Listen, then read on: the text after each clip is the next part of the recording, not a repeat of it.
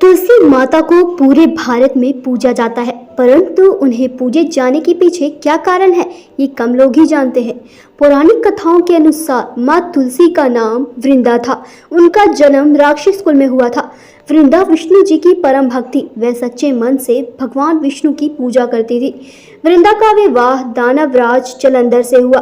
कहा जाता है कि जलंधर सागर से उत्पन्न हुआ था। वृंदा एक पतिव्रता स्त्री थी। वह सच्चे मन से अपने पति की सेवा किया करती थी। एक बार देवताओं और दानवों में बहुत भयंकर युद्ध हुआ। जलंधर जब युद्ध के लिए निकल रहे थे, तब वृंदा ने उनसे कहा कि मैं संकल्प करती हूँ कि जब तक आप युद्ध से विजयी होकर वापस नहीं आते, तब तक मैं आपके लिए पूजा करती रहूंगी। जलंधर के युद्ध में जाने के बाद वृंदा ने अपने संकल्प के अनुसार पूजा आरंभ कर दी। वृंदा की पूजा के प्रभाव से देवता जलंधर से जीतने में नाकाम हो रहे थे। ऐसे में देवता भगवान विष्णु के पास जा पहुंचे तथा उनसे प्रार्थना करने लगे कि किसी भी तरह वे देवताओं को युद्ध जिताने में मदद करें।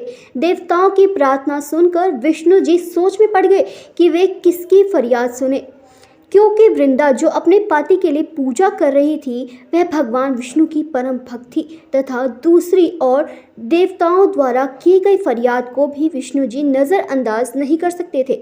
बहुत सोचने के बाद विष्णु जी ने वृंदा के साथ छल करने का निर्णय ले लिया। विष्णु जी ने जलंधर का रूप लिया तथा वृंदा के महल में जा पहुंचे। वृंदा ने जैसे ही जलंधर को देखा तो वह उनके चरण छूने के लिए पूजा से उठ गई। पूजा से उठने के कारण वृंदा का संकल्प टूट गया। वृंदा के संकल्प टूटते ही देवताओं ने दानव जलंधर का सिर धड़ से अलग कर दिया। वृंदा को जब विष्णु जी के छल का पता चला तो वह बहुत क्रोधित हुई तथा विष्णु जी को पत्थर बन जाने का श्राप दे दिया। श्राप के प्रभाव से विष्णु जी पत्थर बन गए। इस बात से चिंतित होकर लक्ष्मी जी तथा सभी देवी देवता वृंदा के पास गए। उन्होंने मिलकर वृंदा से भगवान विष्णु को श्राप से मुक्त करने के लिए खूब मिन्नतें की। बहुत मिन्नतें करने के पश्चात वृंदा ने विष्णु जी को श्राप से मुक्त कर दिया और सती हो गई। श्राप से मुक्त होकर विष्णु जी फिर से अपने अवतार में आ गए। जिस स्थान पर वृंदा सती हुई थी वहां पर एक पौधा खिल गया।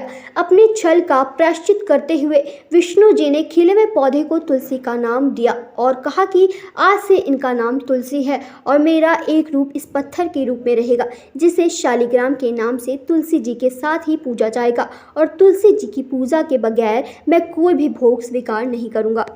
तुलसी जी को बहुत पवित्र माना जाता है। कार्तिक मास में तुलसी जी के साथ शालिग्राम जी का विवाह किया जाता है। एकादशी के दिन को तुलसी विवाह पर्व के रूप में मनाया जाता है। तुलसी जी को जल चढ़ाते समय इस मंत्र का जाप करना चाहिए।